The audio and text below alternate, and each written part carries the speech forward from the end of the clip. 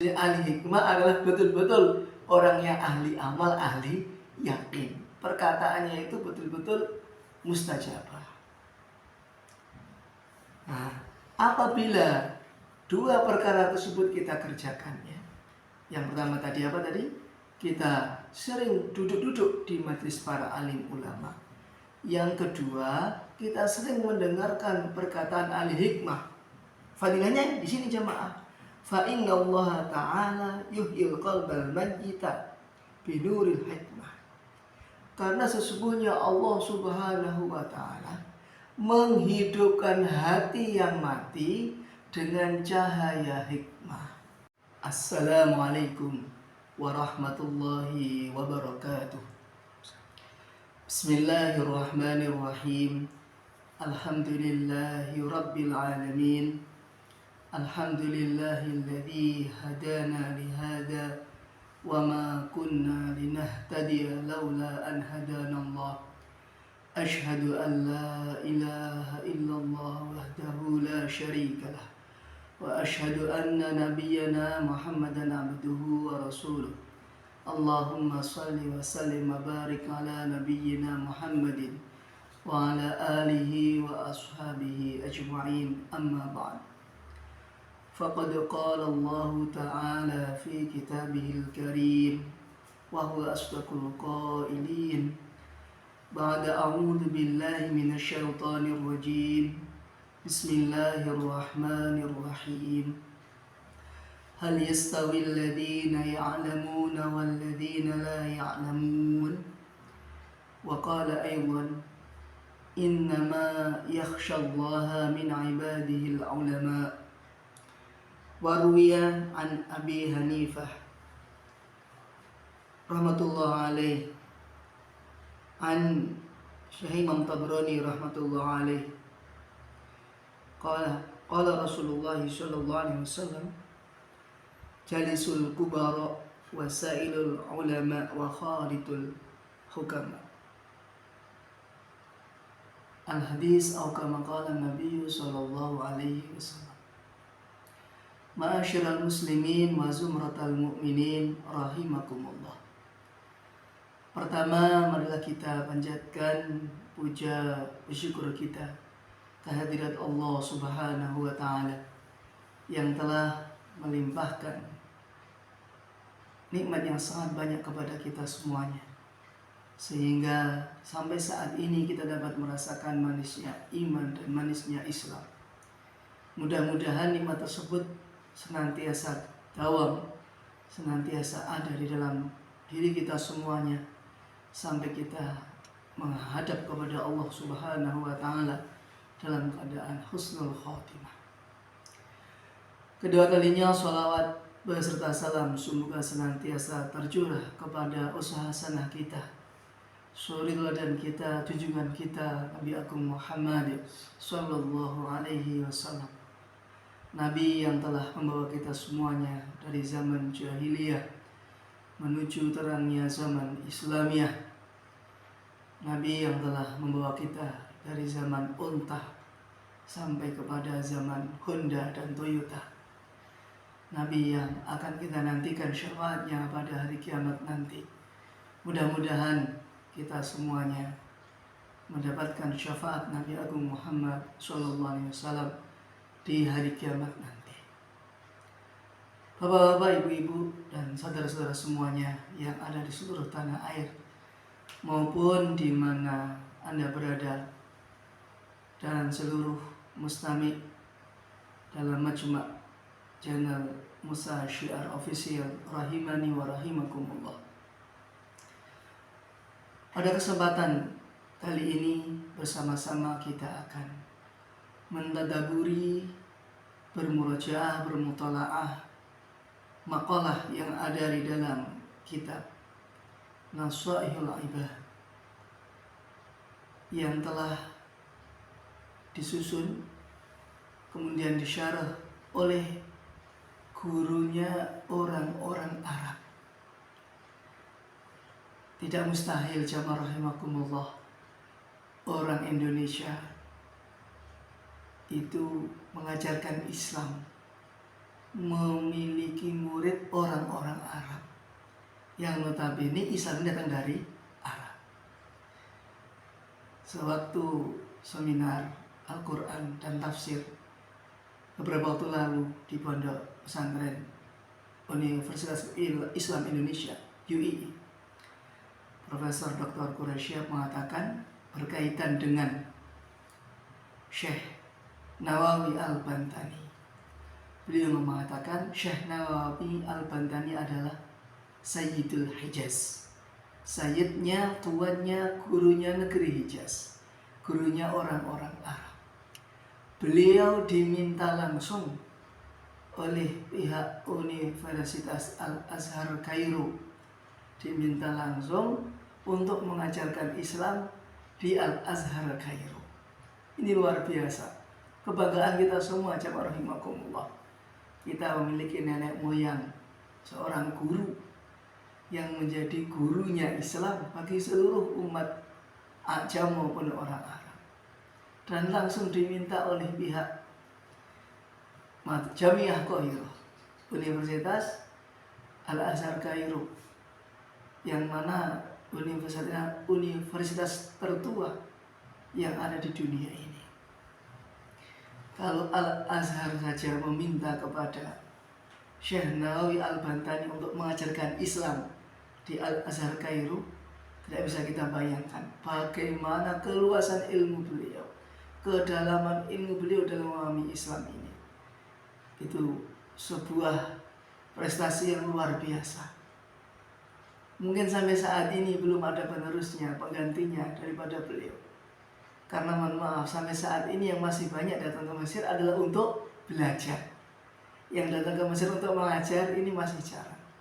Mudah-mudahan nanti generasi-generasi selanjutnya setelah kita ini muncul Syekh Nawawi yang baru lagi tahun 2025, 2030 dan seterusnya, untuk membanggakan rakyat Indonesia di dunia ini bahwa ada orang yang alim yang bukan orang Arab, yang notabene-nya adalah orang Ajam. Baik, jamaah rahimakumullah, Bapak Ibu dan Saudara semuanya, Syekh Nawawi Al-Bantani menulis dalam kitabnya Nashaihul Ibad berkaitan dengan hadis-hadis yang menerangkan tentang keutamaan para alim ulama, yang mana ini menjadi sebuah kebanggaan bagi kita semuanya. Kalau belum diri kita yang menjadi seorang alim, belum menjadi seorang ulama, sebuah bahasa menyebutkan fa illam yakun fina fali abnaina wa banatina. Seandainya saat ini kita belum menjadi ulama, barangkali nanti kita memiliki anak yang menjadi ulama, memiliki menantu yang menjadi ulama. Tidak mustahil, jamaah rahimakumullah.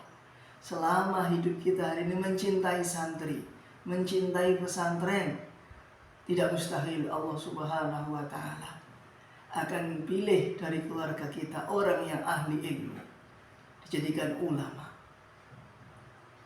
Kami pernah mendengarkan sebuah kisah saat pengajian ataupun kajian. Al-Ustadz menceritakan dalam pengajiannya, konon di sebuah daerah jamaah ada pondok pesantren yang dipimpin oleh kiai, dan kiai itu memiliki banyak santri. Salah satu santri dari kiai tersebut ini memiliki orang tua yang kesehariannya adalah, mohon maaf, berdagang tempe ataupun menjual tempe, jualan tempe, jamaah rahimakumullah. Tidak mulu-mulu jualan tempe. Tetapi saking sayangnya ini orang tua kepada agama, sayangnya orang tua kepada pesantren, sayangnya orang tua kepada santri dan kiainya, dan dermawannya orang tua ini, beliau jualan tidak dijual seluruhnya jamaah. Beliau membuat tempe sebagian diberikan gratis, diikramkan untuk kiai dan para santri untuk keseharian mereka menjadi menu makanan di pondok. Konon jamaah rahimakumullah, kejadian ini berlangsung tidak sebentar, bertahun-tahun istiqomah memberikan tempe kepada santri, kepada kiai tersebut. Lalu apa jemaah rahimakumullah? Di penghujung akhir hayat sang kiai, siapa sangka siapa mengira, siapa yang meneruskan estafet perjuangan pondok pesantren tersebut jemaah rahimakumullah? Konon yang meneruskan estafetnya adalah anak penjual tempe. Allah Subhanahu wa Ta'ala angkat derajatnya menjadi ustadz, menjadi kiai, meneruskan pondok yang dirintis oleh gurunya. Inilah berkah kecintaan orang tua kepada agama. Maka Allah telah pilih anaknya menjadi penerus perjuangan estafet agama ini. Ini nyata, jamaah, terjadi. Tidak hanya kisah fiksi, kisah hayalan, tidak. Ini terjadi di sebuah daerah, jamaah. Dan kisah ini pun akan berulang kembali untuk diri kita. Itulah pentingnya kita untuk mencintai ilmu, mencintai orang-orang yang sedang menuntut ilmu, mencintai orang-orang yang memberikan ilmu, guru, ustaz, mualim, kiai dan lain sebagainya. Kita mencintai mereka, maka Allah akan pilih keluarga kita menjadi orang ahli ilmu. Baik jemaah, kembali kepada makalah hadis yang telah termaktub di kitab Nasaihul Ibad. Nabi Agung Muhammad SAW bersabda, "Alaikum bi mujalasatil ulama wastima'i kalamil hukama fa inna Allah ta'ala yuhyil qalbal mayyita binuril hikmah kama yuhyil arda al mayyita bima'il matar." Nabi Agung Muhammad SAW bersabda, hendaknya kalian semuanya sering duduk-duduk di majelisnya para alim ulama, di majelis-majelis ilmu. Karena majelis-majelis ilmu merupakan taman-taman surga. Jamaah rahimakumullah, Allah Subhanahu wa Ta'ala memberikan kefahaman ilmu kepada seseorang itu secara bertahap, sedikit demi sedikit, dengan cara yang sama, di waktu yang berbeda, dengan keistiqomahan, maka akan mendatangkan kefahaman yang lebih faham, kefahaman yang lebih matang, kefahaman yang baru terhadap perkara agama ini. Jamaah buktikan, hadirlah majelis-majelis agama, majelis-majelis ilmu, pasti ilmu akan bertambah. Banyak perkara yang baru kita dengar. Banyak perkara yang baru yang sebelumnya kita belum tahu. Banyak kefahaman yang baru. Oh, ternyata kehendak Allah seperti ini, kehendak Nabi seperti ini. Itu kita peroleh dengan apa? Istiqomah mengaji. Siapa yang ngaji bakal aji. Siapa yang mengaji maka dirinya akan dibuat aji, terhormat oleh Allah Subhanahu wa Ta'ala di dunia hatta akhirah, di dunia bahkan nanti sampai kampung akhirat. Jamaah rahimakumullah, duduk-duduk di dalam majelis ilmu, kami pernah membaca sebuah riwayat juga disebutkan, ya, duduknya kita memandang seorang yang alim, memandangnya adalah penuh dengan keberkahan, ya. Walaupun duduknya sesaat, saat ini, ada yang mengatakan ini 2 jam duduk dalam majelis, ada yang mengatakan 2 saat. 2 saat ini adalah waktu yang sangat sebentar. Ada yang mengatakan saat itu adalah seperti seseorang yang sedang memerah susu. Perasaan yang pertama dengan perasaan yang kedua, itulah jaraknya yang dikatakan sesaat. Jadi, kedekatan kita dengan para alim ulama ini memberikan efek yang sangat besar. Fallahu yu'ti dunya marrataini, fallahu yu'til jannah marrataini. Untuk orang yang sering duduk di dalam majelis para alim ulama, maka Allah Subhanahu wa Ta'ala akan memberikan surga kepada dirinya nanti di akhirat 2 kali lipat besarnya dari dunia ini. Jamaah, apakah ada mungkin dari jamaah yang sudah naik pesawat memutari seluruh dunia ini? Kalau sudah, kalikan 2. Itulah surga minimalnya orang yang senang mengaji, mendengarkan majelis-majelis ilmu. Bahkan jemaah rahimakumullah, di riwayat yang lain, seseorang yang memiliki iman yang paling kecil di dalam hatinya sekecil biji zarrah, biji sawi, biji atom, debu yang berterbangan itu jemaah, maka Allah Subhanahu wa taala memberikan surga yang besarnya asyra marratin minad dunya, 10 kali lipatnya dunia ini. Besar jemaah. Apa jemaah keuntungan kita apabila kita sering hadir dalam majelis ilmu? Maka kita sudah merasakan nikmatnya salah satu taman daripada taman-taman surga. Duduk wong kang soleh kumpulono, katakan dalam syair yang berbahasa Jawa itu, tomboning ati, salah satunya adalah wong kang soleh kumpulono. Kita berkumpul dengan orang-orang yang soleh, bersahabat dengan para alim ulama. Circle ini, zaman sekarang kan trennya circle. Circle-nya kita siapa? Berkumpulnya kita dengan siapa? Begitulah sifat-sifat diri kita. Dan begitu juga nanti kita akan di akhirat dikumpulkan dengan circle ketika kita masih di dunia. Mudah-mudahan kalau kita di dunia, circle kita, komunitas kita adalah komunitas orang yang senang mengaji, orang-orang soleh, nanti di akhirat pun disatukan oleh Allah Subhanahu wa taala bersama Nabi, bersama orang-orang soleh di jannah. Selanjutnya jamaah pesan Nabi yang kedua adalah wastima'i kalamil hukama. Dan hendaklah kita sering mendengarkan nasihat-nasihat orang ahli hikmah, orang-orang yang secara keilmuan biasa tetapi secara amalan luar biasa. Mungkin bisa saja, mohon maaf, dia tidak belajar di pondok pesantren yang besar, dia hanya belajar di kampungnya saja. Mungkin juga sekolahnya tidak terlalu tinggi, sekolahnya bisa saja hanya lulus SD atau SMP atau SMA seperti jamaah rahimakumullah. Tetapi orang tersebut sangat patuh, taat kepada agama dan mengamalkan perintah-perintah Allah.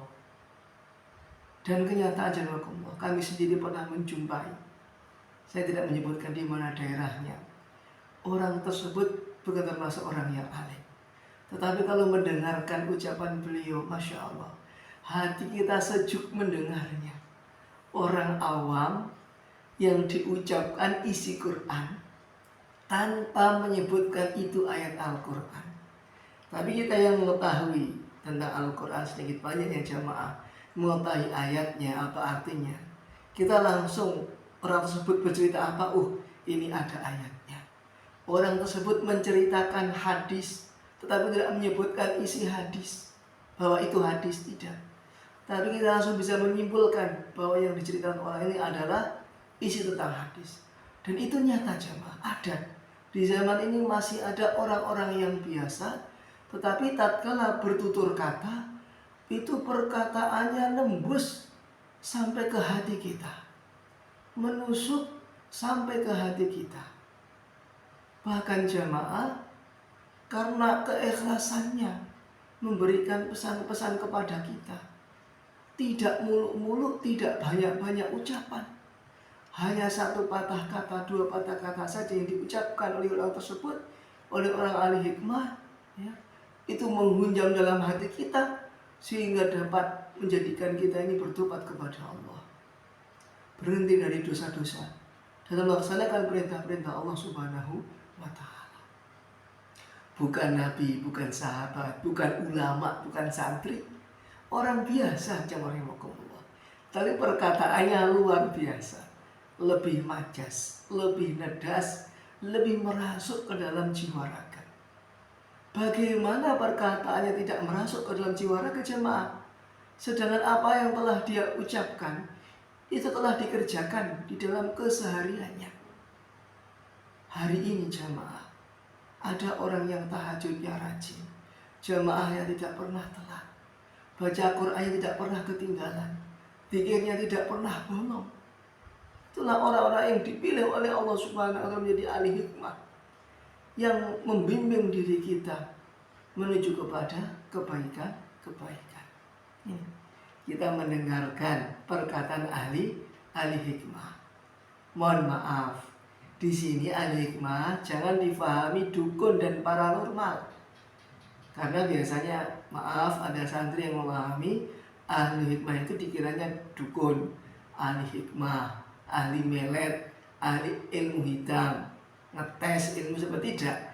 Tapi yang dimaksud ahli hikmah adalah betul-betul orang yang ahli amal, ahli yakin. Perkataannya itu betul-betul mustajabah. Nah, apabila dua perkara tersebut kita kerjakannya, yang pertama tadi apa tadi? Kita sering duduk-duduk di majelis para alim ulama. Yang kedua, kita sering mendengarkan perkataan ahli hikmah. Fadilahnya di sini jamaah. Fa inna Allah Ta'ala yuhyil qalbal mayyita binuril hikmah. Karena sesungguhnya Allah Subhanahu wa Ta'ala menghidupkan hati yang mati dengan cahaya hikmah. Hati yang mati di sini jamaah adalah mati rasa, tidak merasakan pentingnya perintah Allah, tidak merasakan dahsyatnya azab Allah. Saat ini kita hidup, tapi mohon maaf, kadang hati kita tidak hidup. Hati kita memang fungsinya sesuai dengan hati, kalau kata ilmu sayanya ya, hati ini untuk menawarkan racun, ini dan sebagainya. Itu fungsi zahiriyahnya. Fungsi batiniahnya, kalau seseorang yang hatinya mati, dia tidak merasakan isyarat dari Allah Subhanahu wa Ta'ala. Mendengarkan suara adzan biasa saja, tidak bergetar. Mendengarkan bacaan Al-Quran biasa saja, tidak ada tambahan iman. Mendengarkan kebesaran Allah biasa saja. Nah, ini salah satu indikasi hati kita sedang sakit. Ya. Jamaah bisa merasakan. Kalau namanya orang sakit, makan tidak enak, makanan enak terasa pahit. Begitu juga hati seseorang yang sakit, ya, itu tidak bisa merasakan manisnya ibadah, manisnya perintah Allah Subhanahu wa Ta'ala. Untuk berlama-lama mengerjakan perintah Allah itu berat, pahit rasanya. Bukan salah perintah Allah, tapi salahnya hati sedang sakit. Maka itu perlu diobati. Obatnya apa? Ya tadi, dua perkara tadi di awal itu adalah obat hati, supaya hati menjadi sehat. Nih, kalau hatinya sehat, hatinya bercahaya, ini mudah menerima perintah Allah, ya. Mudah mengerjakan perintah Allah Subhanahu wa Ta'ala. Kama yuhyil ardal mayyita bima'il matar. Ya. Tadi Allah Subhanahu wa Ta'ala menghidupkan hati yang mati dengan cahaya hikmah. Itu seperti halnya Allah Subhanahu wa Ta'ala menghidupkan bumi yang gersang, bumi yang mati dengan air hujan. Jamaah semuanya, saat ini kita berada di penghujung akhir, mendekati akhir bulan Desember tahun 2023. Beberapa waktu yang lalu, di awal bulan Desember, kita sudah diguyur hujan, kurang lebih seminggu atau 2 minggu di awal. Ini kita sudah bersuka cita, karena sebelumnya kami meyakini jamaah sudah banyak yang mengerjakan salat istisqa, meminta hujan. Dan Allah Subhanahu wa Ta'ala telah ijabah, hujannya datang. Tapi datangnya tidak setiap hari, hanya beberapa waktu saja. Dan itu pun sampai sekarang belum hujan-hujan lagi. Mungkin jamaah, mohon maaf, kita mungkin perlu istisqa lagi. Istisqa periode yang kedua. Kemarin Oktober, November kita sudah istisqa. Sekarang Desember, padahal kan kata orang Jawa Desember segede-gedenya sumber, tapi malah lama tidak hujan. Ini yang dirasakan dampaknya, mohon maaf, kepada para petani.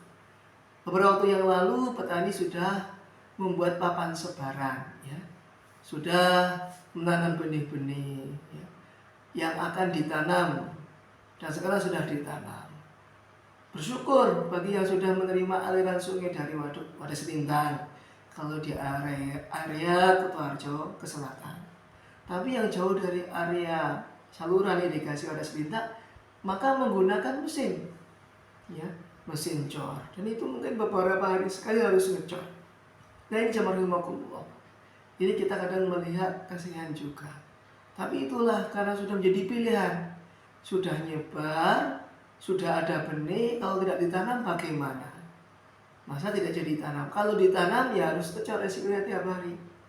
Maka jamaah melalui majelis ini mari bersama kita berdoa kepada Allah Subhanahu wa taala supaya Allah Subhanahu wa taala turunkan hujan ya untuk ya diri-diri kita, para petani di negeri Indonesia ini, mereka yang sedang mencari air supaya Allah lebih meringankan mereka. Jamaah rahimakumullah. Itulah kalau bumi yang gersang, apabila Allah Subhanahu wa taala turunkan hujan, maka bumi itu bersemi lagi, bertunas lagi pepohonannya, tumbuh lagi, hijau lagi ya.